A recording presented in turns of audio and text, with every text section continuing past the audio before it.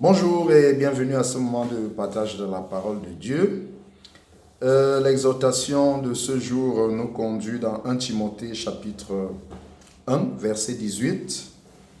Et le titre c'est « Évite de combattre les mauvais combats ».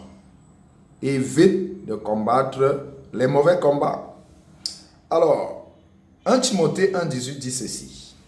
Le commandement que je t'adresse, Timothée, mon enfance, selon les prophéties faites précédemment à ton sujet, c'est que d'après elles, tu combattes le bon combat.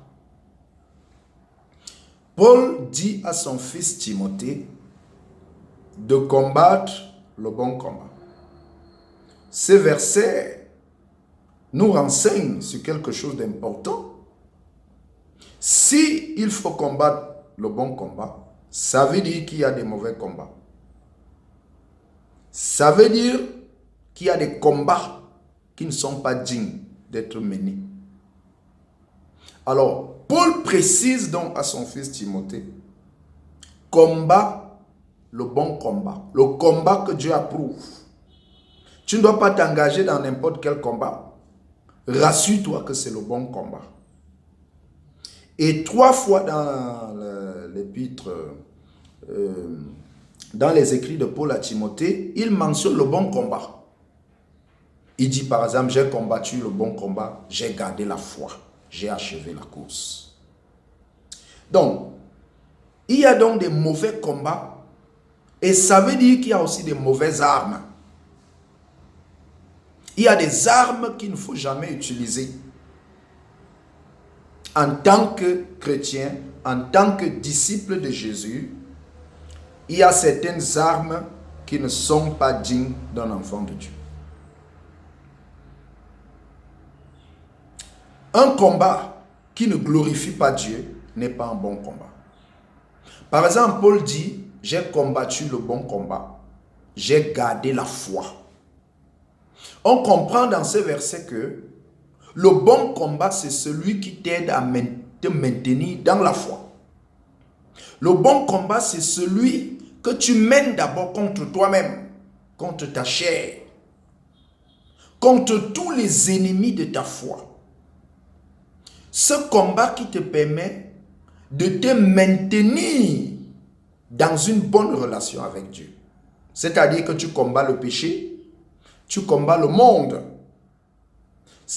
Le Seigneur Jésus a dit, si quelqu'un veut venir à moi, si quelqu'un veut être mon disciple, il faut qu'il renonce à lui-même. Ça veut dire qu'il faut qu'il dise non à ses propres désirs et il faut qu'il dise oui à ma volonté. Ça veut dire, le premier combat ici, c'est le combat contre mon ego. C'est le combat contre ma chair. Ce n'est pas d'abord le combat contre un ennemi qui est en face de moi, non. Mon premier combat, c'est contre ma chair. C'est contre cette nature qui me pousse à faire du mal, qui me pousse à insulter, qui me pousse à mépriser les autres. Le premier combat, c'est contre moi-même. Et c'est le combat le plus difficile.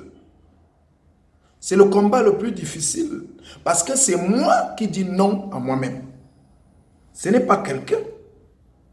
C'est plus facile de dire non à quelqu'un qui est en face de nous que de dire non à nos propres désirs. Ouais, Paul dit donc, le combat que tu mènes doit te maintenir dans la foi. Ce n'est pas un combat d'abord pour le terrain, un combat pour être riche, un combat pour enlever quelqu'un de son poste. Non, non, c'est même pas le bon combat là-bas. Ça, c'est pas le bon combat. Quand tu combats le bon combat, Dieu t'approuve. Dieu t'accorde sa grâce. Le mauvais combat, c'est le combat qui fait mal aux autres. C'est le combat de la compétition. C'est le combat, n'est-ce pas, pour atteindre des objectifs qui ne glorifient pas le Seigneur. Je dois réussir à tout prix, même si je dois faire du mal à l'autre, même si je dois mentir sur l'autre, même si je dois faire en sorte qu'il perde son poste pour que je l'aie. Ça, c'est le mauvais combat. Parce que tout ce qui fait mal à autrui ne glorifie pas Dieu. Mais tout ce qui me maintient dans une bonne communion avec Dieu, ça, c'est le bon combat. Cher ami, ne combat pas le mauvais combat. Combat le bon combat. Le combat que Dieu approuve. Le combat qui plaît à Dieu. Le combat qui t'aide à maintenir une conscience pure. Que le Seigneur te bénisse. Pasteur Yves Charlie Godia. À la prochaine. Pourquoi ne pas partager cette vidéo? Que Dieu te bénisse.